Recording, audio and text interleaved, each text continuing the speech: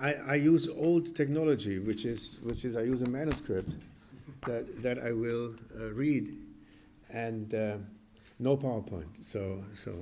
But I will announce the steps, step by step, so to speak. What I will do is do something new, in the sense that the paragraph that was just read speaks of international anarchy as a sort of disease of the regime, and this is something that I will address in more detail in this lecture, because I believe that if we want to understand globalization in political economic terms, first of all, what we need to understand is how it affects the class structure of societies. Then next, how it affects the relations of solidarity within states. What are the political communities that form inside a state? Then the problem of sovereignty and the what I call the size of governance units, yeah, and that sort of gets into the general problem of global order.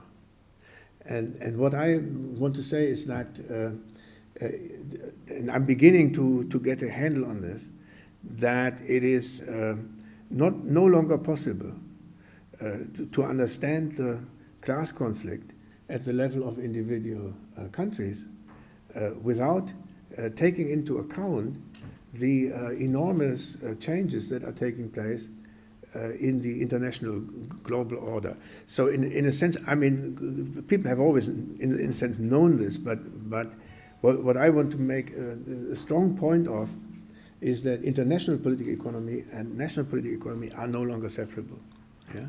And I want to illustrate this also with a few examples from recent history of this country, both the Brexit and the Scottish separatism.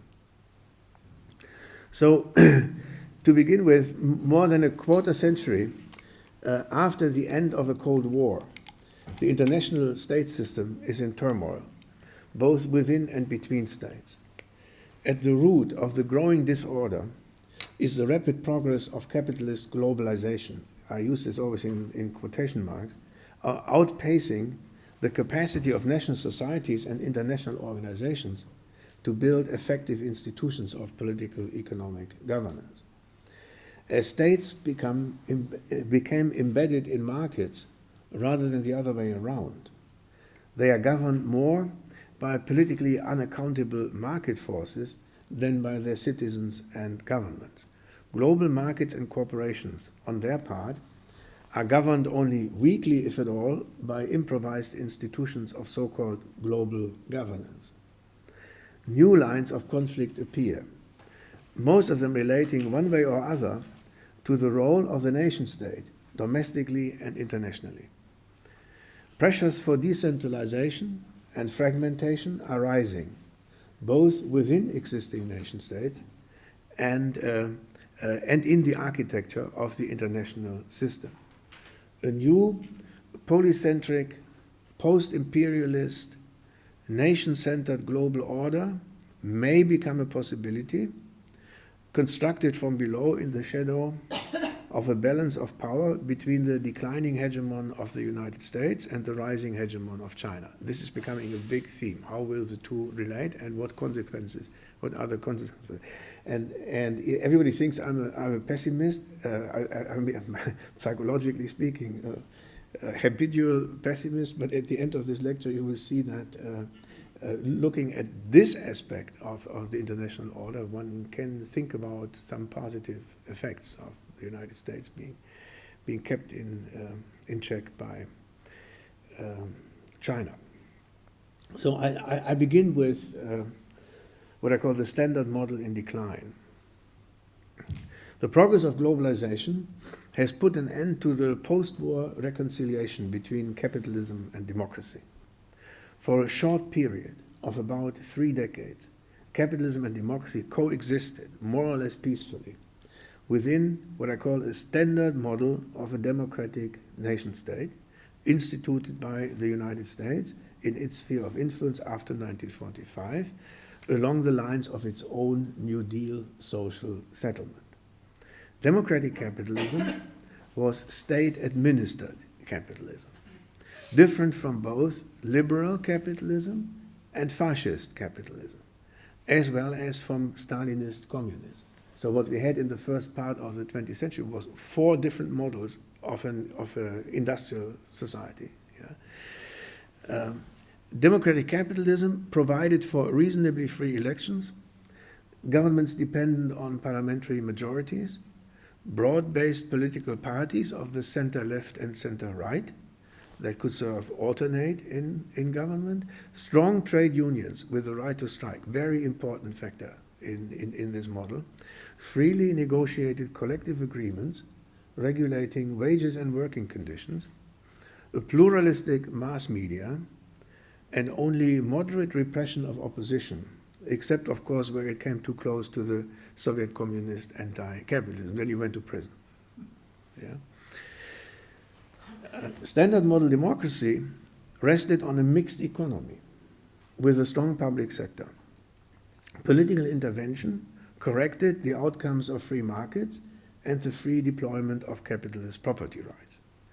It functioned as an engine of social and economic progress by securing popular support for capitalism through egalitarian intervention in market outcomes.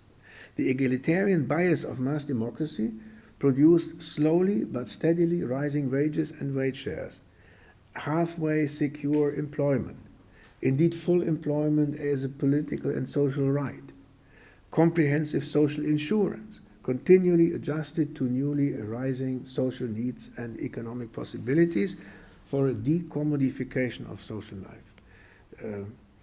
In Britain, in this sort of exposition of 3 layers of citizenship from up until sort of social citizenship in T.S. Marshall's model, ushering in an age of compression of incomes, wealth, living standards, and life chances, steadily declining rates of inequality. Universal collective bargaining, an expanding social welfare state, and redistribution of income from the top to the bottom fitted in with an economic social policy that relied on egalitarian democracy for turning the capitalist economy into a collective wealth creation machine. That was the invention. Yeah? Use democracy as an instrument to promote economic growth, and thereby feed back into democracy. By using low-income earners' higher propensity to consume as a driver of economic growth in the service of political objectives like full employment. One has to say this in such detail in order for people to see how the world has changed since then, how almost all of these parameters. Standard model democracy, as established in an international family of national states, helped suppress ethnic divisions within national, or in many cases multinational citizenries. It did so by imposing on them an institutionalized class politics between capital and labor, dividing societies ideally in no more than 2 camps, center-left, center-right, one around labor and the other around capital, each functionally dependent on the other. That's very important. These were camps that couldn't exist for themselves. Distributional conflict over the returns from politically managed economic growth dominated national politics for about 3 decades, as long as internationally coordinated Keynesianism created space for nationally specific versions of class compromise and an expansion of social citizenship outside of and containing market relations. There was a force for decommodification in these societies. This arrangement began to fall apart in the 1970s after the global wave of labor militancy in the preceding decade, which resulted in worldwide inflation and a profit squeeze motivating capital flight into a largely ungoverned international economy. National governments unable to contain inflation and to deliver on their post-war commitment to politically guaranteed full employment, we're now in the 1970s, placed their hopes on economic internationalization, moving into the 1980s and 90s, as the most promising remaining source of economic growth. Open up your economies. And also as a means of disciplining worker and trade union demands that they could no longer fulfill. So in this country, it's not just Thatcher, but it's also the subsequent third way government. By the 1990s at the latest, centrist political parties of both left and right throughout the Western world had adopted the Washington Consensus, which expected a revitalization of capitalism from its liberalization, achieved by its integration into an open global economy. So there we see how this begins to, how the domestic policy begins to connect to the global world in a new way, other than in the Keynesian coordinated international political economy. Neoliberalism, as the new doctrine came to be called, and the globalization of the capitalist political economy that underlies it, fundamentally changed the politics of capitalist democracies away from the post-war standard model. Pressures for restructuring, quote unquote, and more flexibility in labor markets undermine trade unions and collective bargaining as engines of egalitarian redistribution. That's, as I said, that's central for the model, that you kick out the intermediary level of trade unionism. That makes a very important difference. Programmatic differences between the centrist parties of liberal conservatism and social democracy, respectively, vanished. Peter Mayer's work on parties is here relevant, vanished in favor of an internationalist pensée unique. This meant embracing more or less passionately legally instituted but politically unmanaged international markets as a preordained condition to which national politics and individual lives had to adapt or else suffer the consequences. Yeah? And very important, legally instituted, look at the European internal market, but politically unmanaged. Yeah? Look at the isolation of monetary policy from politics, for example. Yeah? The total separation between the two spheres. In the course of this, post-war politics lost attraction. Not only did trade unions decline, and with them, the incidence of strikes and the coverage of workers by collective bargaining, but voter turnout and the membership of centrist political parties shrunk as well. As the center-left, in particular, moved onto the third way, telling its constituents to cherish globalization as an opportunity to get rich by acquiring new skills and learn to adapt to markets and competition. That was the story, yeah? Including adapting to the uncertainty and inequality that markets and competition inevitably bring. New ways of appealing to voters had to be found. Having given up on class collectivism in favor of privatization, not just of the public sector, but also of personal life, favoring private consumerism over public provision, center-left progressivism compensated for its desertion of economic equality by emphasizing categoric equality, turning from a class perspective to an identitarian perspective on collective interests and a good society.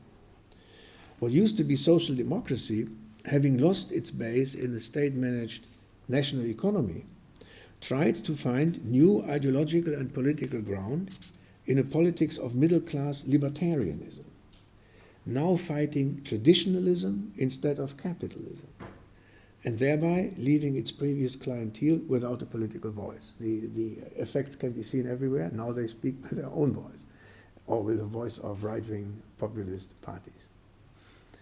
The replacement of class politics with the politics of identity weakens social cohesion at the national level, which in turn gives rise to calls for a restoration of national unity. Identity politics makes for complex patterns of political cleavage that tend to be inaccessible to the sort of split-in-the-middle negotiated compromise that under class politics kept social peace. You cannot make a compromise between Scottish and English. You know, that's a categorical distinction. But politics organized around social identities are at risk of fragmenting, since unlike class interests, the articulation and political address of identitarian interests may reinforce rather than bridge social divisions. Conflict resolution via liberal dispensations of constitutional and human rights, or by appealing to tolerance and pointing out the attractions of diversity, will not necessarily suffice to settle cultural conflicts. Rather, it may result in the formation of a society of minorities. Discontent with the withdrawal of public policy from economic protection and with the playing down of collective national material interests in favor of group identitarian cultural interests may pave the way for a return to nationalist sentiments in at least two ways. First, as especially the case of the United States shows, social groups that do not figure among the newly politically favored minorities may begin to demand special group rights for themselves, also on the model of recognized minorities, even though they may still be in a numerical majority, but having to listen to euphoric predictions on their soon being outnumbered. And then these groups begin to identify with the nation rather than we whites, when we, America.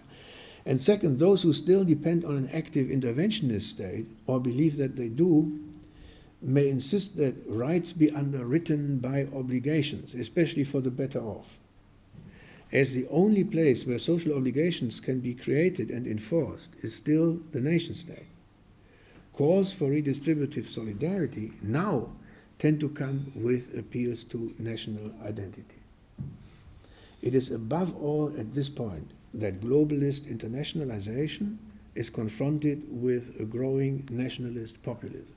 So I'm trying to understand this populist turn not in terms of these people being immoral or whatever. They have a concern. There's something there. Yeah? And their prominence has something to do with the decay of the standard model that cannot be replicated anymore. So my next paragraph is called A New Regionalism. As the redistributive capacity of states and globalization and of states under globalization is diminished, inequality increases, not just between income groups or classes, but also between regions, and we see this everywhere. With the declining significance of institutionalized class conflict, disparities between territorial sub-societies rise to political prominence. Following the demise of the standard model, discontent over regional inequalities is easier to organize than class conflict, among other things by reawakening memories of historical, often ethnic conflicts over the formation and centralization of modern nation states. And there's also this powerful fact of spatial proximity in settled territories, which is an enormous help in organizing something. Unless you can use a factory, the spatial proximity in a factory for organizing, then you're talking about class conflict. Yeah. But as the factory disappears, region becomes an important basis. So unlike class politics, neo-regionalism fosters centrifugal tendencies in nation-state politics and makes the preservation of national unity difficult. There are various ways in which the shift from markets embedded in states to states embedded in market may lead to national disintegration. For example, as national economies become integrated in a global economy, being part of a large national market is no longer required for economic prosperity. given that the same and even greater economic opportunities are offered by global markets. Yeah? This makes the expression of older subnational identities and of desires for political autonomy related to these identities makes it less economically costly. Also, in countries where economic sectors cluster regionally, as they often do, regions that are the home of internationally competitive sectors may resent being taxed by the national state for cross-subsidization of less well-endowed regions, especially if they face strong international competition. So the City of London doesn't want to pay for Northern English places where nothing grows. Yeah. If central governments nevertheless insist on regional redistribution from winners to losers, this is likely to encourage secessionism on a regional basis, apart from the fact that capital may also go somewhere else. An example is Catalonia.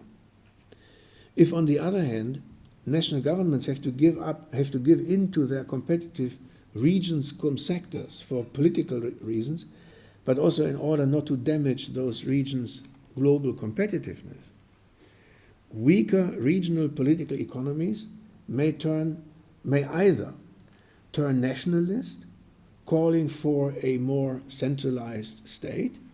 See places like Andalusia in Spain, which now suddenly has right-wing populism, yeah?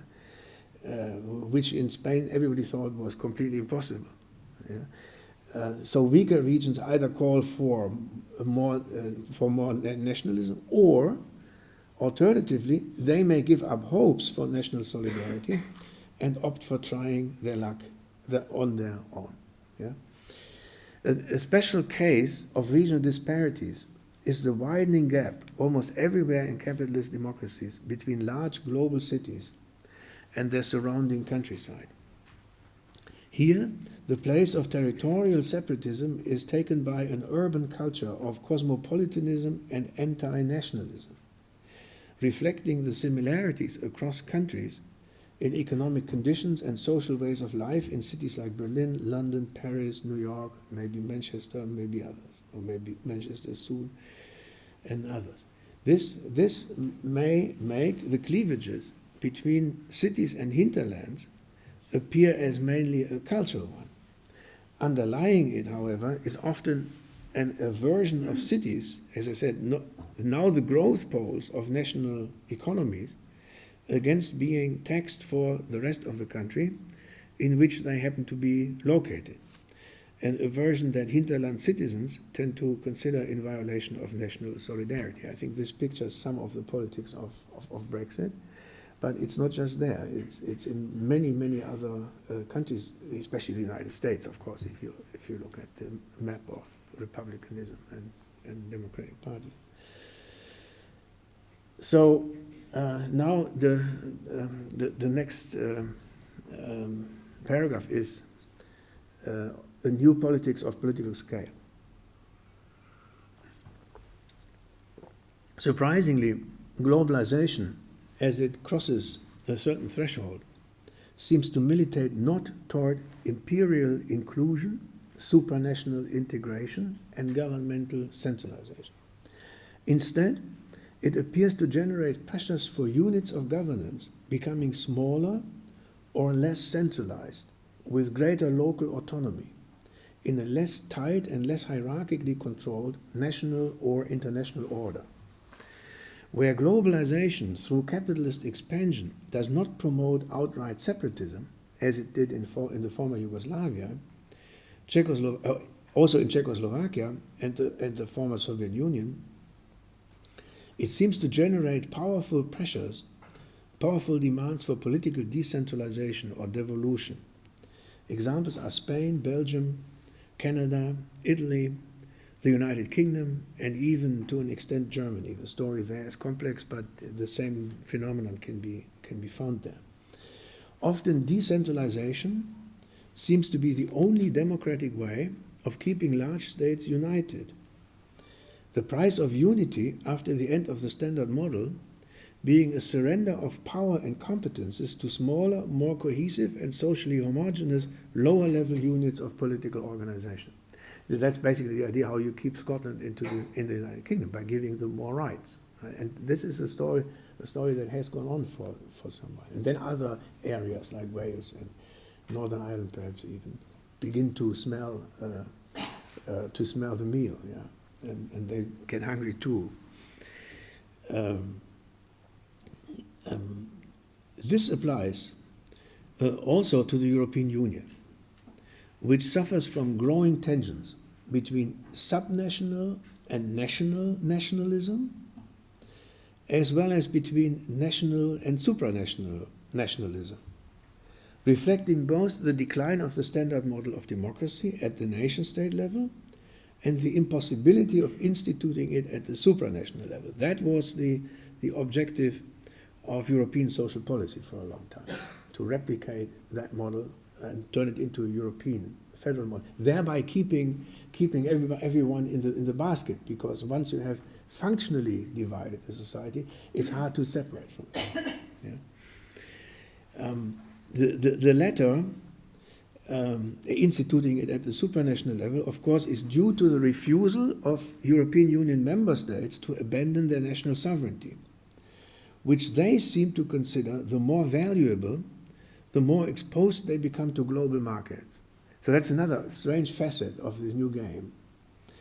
While Brexit is the most visible expression of a desire of nation states to take back control, in quotation marks, national resistance against supranational government is strong also in Eastern Europe, and especially in Southern Europe, and increasingly in Southern Europe as well. The most obvious case being Italy's populist, quote-unquote, rebellion against the European Union's so-called Stability and Growth Pact. How strong the new centrifugal forces are in today's state system can also be seen from the fact that large countries that refuse to make concessions to them, perhaps because they want to hold on to the international power dividend of large size, increasingly tend to resort to authoritarian rule. See the recent trends toward different forms of nationalist authoritarianism in large countries with high regional inequality, like Russia, Turkey, the Philippines, Brazil, China, and in different ways the United States. Yeah. The impression is they can keep these societies or these states together only by strengthening central control. In places like these, liberal democracy may no longer be enough to keep countries united, given the diminished redistributive capacity of central governments. The upshot may be that under conditions of a globally integrated economy, democracy may be most likely to survive in small political units, either in small sovereign nation states or in small autonomous cantons inside sovereign nation states that are large but decentralized. So that's at least a semi-optimistic assumption. Then the next section is centrifugal forces, and a little more on how these seem to work. Subnational, just as nationalism against supranational nation building, must be understood as a reaction to the neoliberal revolution. Regional separatism in today's Europe shares with the new nation-state nationalism, also known as right-wing populism, its opposition to market opening by way of globalization, by way of political centralization. The regional nationalism fights to undo that centralization, and the national one to prevent it. They don't want to their sovereignty to go into the hands of a European central state. Both demand decentralization, one from nation states to subnational regions and communities, and the other one from Europe to the nation states. Nationalists insist that the protective functions of the nation state be restored after the promises of neoliberal prosperity for all have not come true. Brexit, but just one example. Subnational nationalists, for their part, have given up on the existing nation state and demand new, smaller nation states of their own for protection to be instituted at what is now still the regional level. Note that neither of the two seeks to enlarge political jurisdictions. That's very important. Separatist nationalists want smaller units of sovereignty. Nationalists, unlike nationalists in the past, demand that national borders and national sovereignty be respected and reinstated rather than abolished to make political entities larger. That's an important difference. One reason why the trend to small size may endure is that promises of a restoration of the democratic class compromise at supranational or international, let alone global level, appear illusory. A supranational labor movement would have no organized counterpart on the side of capital. And there's no global state able and ready to make global capital organize for negotiated co-government of the economy. That was the point in the post-war 3 decades. Yeah. Capitalism was forced by governments to take on an organized form so that they could be an interlocutor to the trade union movement. As a consequence, an overriding concern among Western democracies today is with the right size and cut of sovereign in the sense of autonomous political units seeking a place for themselves in the global political economy and its state architecture. The idea here is to draw on and develop localized productive solidarity in search for a world market niche in which global competitive advantage can be developed and deployed. The quest for a repossession of local autonomy within national or subnational boundaries under multilaterally contracted international regimes takes off from existing political units and their historical experiences, social identities, and economic relations. Models are small European nation states, small European democracies that are not member states of the European Union or the European Monetary Union in particular, like Switzerland, which is in itself highly decentralized, Norway, Sweden, and Denmark, all of which are economically very successful, although they are small, yeah? And maybe because they are small. There's also the case of Britain leaving the European Union in search for greater economic independence, where Brexit may have to be accompanied by accelerated regional devolution in response to pressures from, in particular, Scotland. And the British problem is sort of peculiar in that you have no England in Britain, and to which something could be delegated. So this federalism would also always be asymmetrical, like the Spanish one, as a result of which you get more tensions. Note that even before nationalist populism, there was no case in post-war history of the citizenries of 2 or more nation states voluntarily turning over their sovereignty to a supranational superstate. In fact, the number of independent states under international law has grown since the end of World War II from about 90 in 1950, of which 60 were in the United Nations, to 202. Among them, 192 United Nations members in 2010. Yeah, it's an explosion in the number of nations. And this comes with increasing globalization. Yeah. Major forces behind this were decolonization and the breakup of the Soviet Union and Yugoslavia. Most of today's states are small. In 2010, median population size was around 7.1 million. Not many.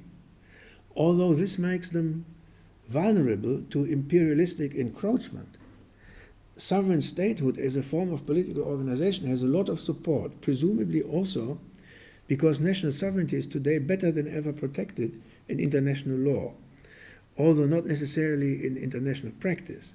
See the frequent American or Western military interventions in places like Libya, Mali, Afghanistan, Iraq, you name them.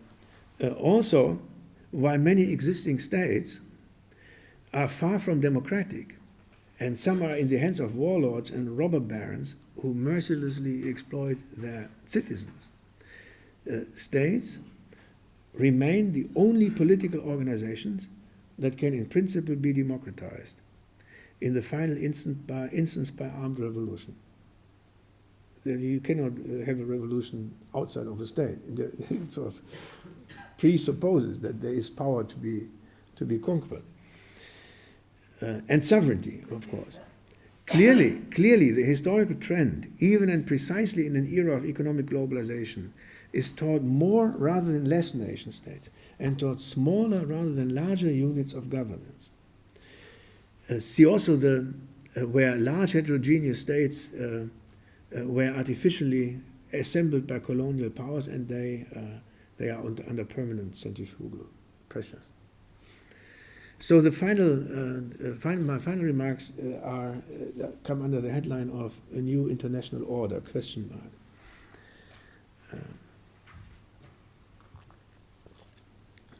An international order accommodating widely dispersed national autonomy, or more widely dispersed national autonomy, will have to differ profoundly from the so-called rule-bound liberal order of the West that limited what states could do for themselves and their citizens, in particular with respect to trade and the management of the economies.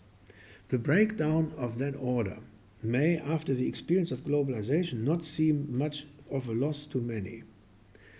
And in that sense, this sort of permanent damnation of a guy like this American president who breaks away from the liberal order, that needs to be seen as a sort of rhetorical device. Looked at with hindsight, it is obvious that the post-war international order was not for all states rule-governed, not for the United States in particular, which always reserved for itself a choice between unilateral, bilateral, and multilateral action, calling itself Obama the indispensable nation, implying presumably that there are other nations that might be dispensable. In this regard, the liberal order was more of an imperial order, one in which the United Kingdom sought the role of first lieutenant, and France considered itself something like the center of a sub-empire within a more encompassing West, two nuclear powers. In functional terms as well, the benefits of the liberal imperialist international order may be overstated. A good example is the European Union, a political construction where rule-bound liberalism was and still is stronger than anywhere else.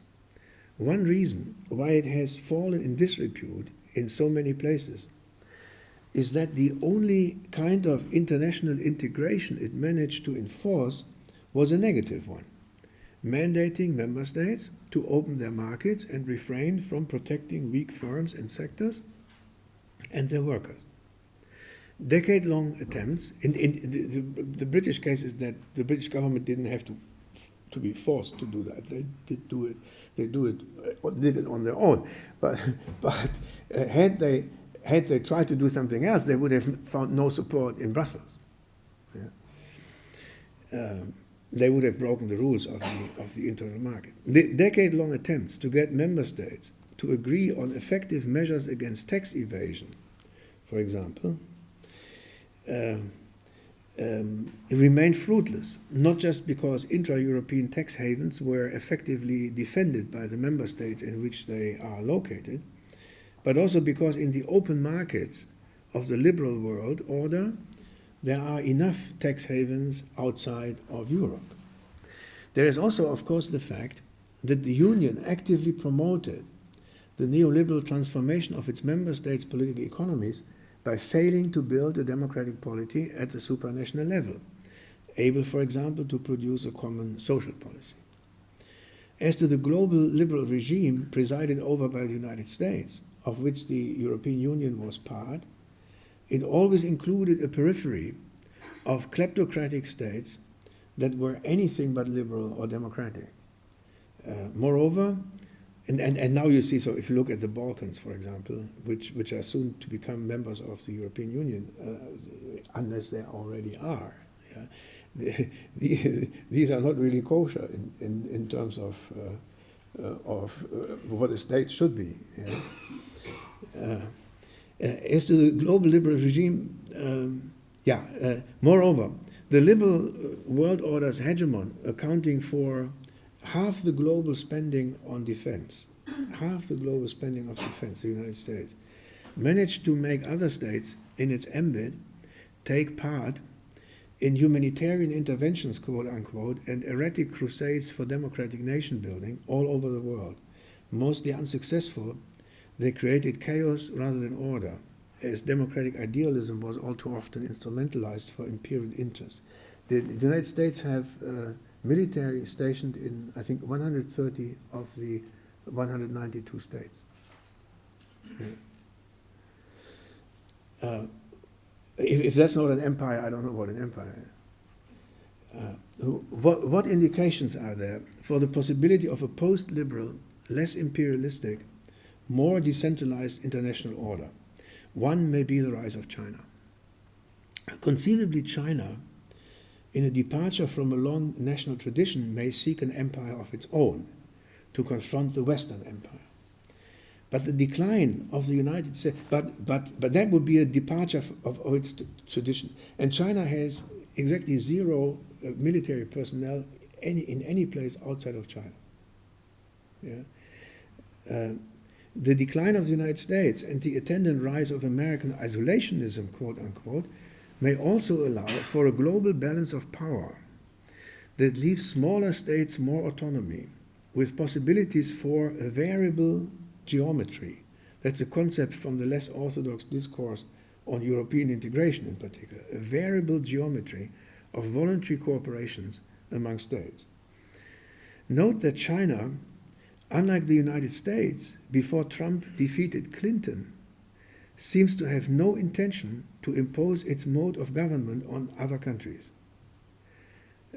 In fact, the Chinese culture is so overbearing with respect to other cultures that they think it would be impossible to make other people live like us because we're so at the top anyway. Yeah. So they don't want to convert others. The Trumpist America First may mean a project to restore American hegemony, but it may also indicate a will to give primacy to the domestic problems of the United States, repair the country, not the world. In fact, isolationism of this kind may be what Trump's voters want, following in a long nationalist, in the sense of anti-internationalist tradition in American populism. Populism again. Yeah? So you see that I'm trying to find some sort of good signs, good positive futures in the rise of populism. Can a truly multipolar, pluralist, decentralized, nation-centered rather than imperial world order work? One without superpowers lording it over their respective collections of vassal states. Can it, in other words, provide for something like peace and prosperity? I'm not addressing prosperity here. We can do this in discussion and say something on the in my mind the secret of small state prosperity. Yeah? Addressing peace, regarding peace. Small states depend on an international system that firmly enshrines and respects national sovereignty. While they are unlikely to attack other states, they must be protected by strongly institutionalized international norms from being attacked themselves. In addition to large states keeping each other in check, in a balance of power, this requires that there are no large states with a sense of mission, democratic or otherwise. After the demise of the Soviet Union, and with the recently more inward-looking United States, this condition may today be easier met than ever since the end of the Second World War. Protecting small countries' sovereignty may also require that humanitarian interventions, where they take place at all, are entrusted only to alliances of small states under a strictly defined international mandate to prevent them from being instrumentalized for imperial purposes. Obviously, also the war on terrorism would become a matter for the police rather than the military. And I remember an interesting lecture of a representative of the New York Police Department, the NYPD, yeah, it's also a television in New York, on how they thought that the military were completely unable to deal with terrorism, and they were proud that in the city of New York at the time, nothing had ever happened. So because they did have the instruments as a police force, yeah, you don't need a nuclear bomb to fight terrorism. By way of conclusion, taking back control was the slogan of the Leavers in the Brexit campaign. Today it may be seen as the motto of a powerful sentiment throughout Western democracies. From Trump's America First, throwing off the constraints of an American-made multilateral world order, to the new nationalism and subnationalism in Europe, the latter extending from demands for federalist decentralization to secessionist, separatist, sovereigntist claims for national independence. The new economies are centrist.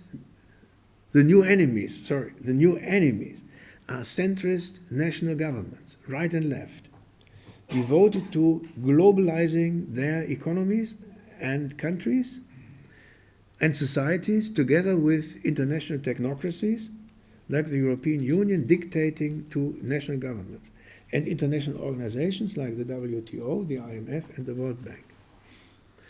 There are no or only very few pressures in the opposite direction, certainly not bottom-up. No bottom-up pressures for building a superstate.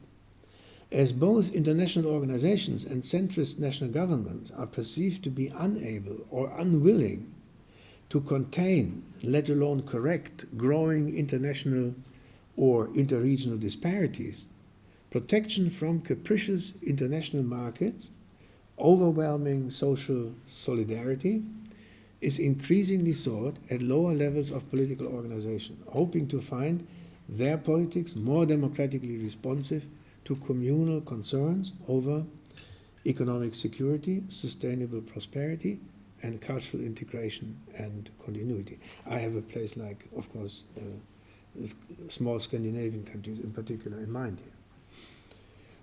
Looking at Europe in particular, the decades-old drift toward a European superstate has been halted, with the remaining integrationists, most of them located in Brussels, reduced to picking up the pieces. The future of organized Europe is uncertain and will not become less so after the British exit.